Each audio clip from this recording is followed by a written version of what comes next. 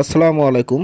জাতীয় বিশ্ববিদ্যালয়ে অনার্স চতুর্থ বর্ষের শিক্ষার্থীরা যাদের ফর্ম পূরণে প্রবলেম হচ্ছে তাদের সমস্যা সমাধানের বিষয়ে আজকে ভিডিওতে কথা বলবো এবং কী কারণে ফর্ম ফিল আপ করতে পারছেন না সেই বিষয়টাও তুলে ধরব।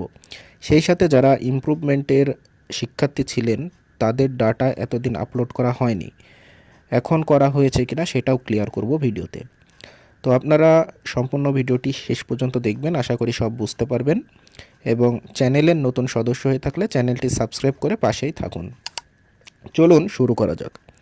আসলে আপনারা যারা ফর্ম ফিল আপ করতে পারছেন না তাদের পিছনে মূলত দুইটি কারণ থাকতে পারে।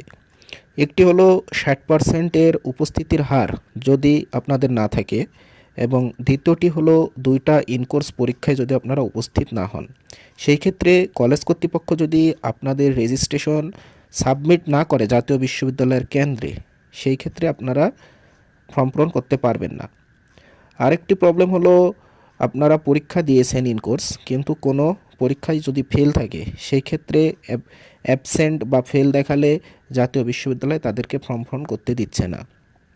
এখন এই হলো মেন কারণ, কিন্তু অনেকের ক্ষেত্রে বিষয়টি ভিন্ন। সেটা হলো অনেকের 60% উপস্থিতিও আছে, আবার অনেকের দুইটা ইনকোর্স এক্সাম দেওয়ার পর পাশও আছে, থাকা সত্ত্বেও তাদের ফর্ম পূরণ করতে পারছে না তারা।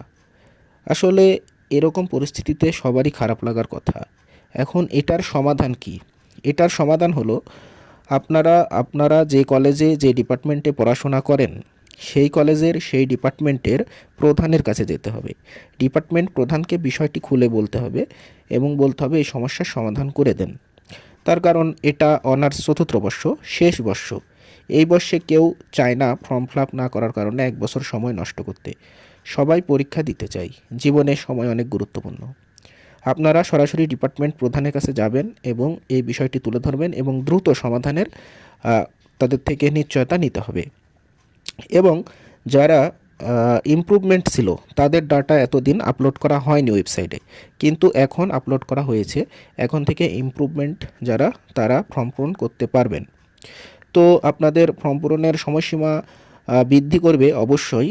তো আপনারা দ্রুততম সময়ের মধ্যে ফর্ম পূরণ করবেন এবং যাদের ওই প্রবলেমটা ফর্ম পূরণ করতে পারছেন না তারা ডিপার্টমেন্ট প্রধানের সাথে যোগাযোগ করে দ্রুত সময়ের মধ্যে এটা সমাধান করতে হবে। ডিপার্টমেন্ট প্রধান যদি জাতীয় বিশ্ববিদ্যালয়ের সাথে সমন্বয় করে যোগাযোগ করে, আশা করি এটা ঠিক হয়ে যাবে।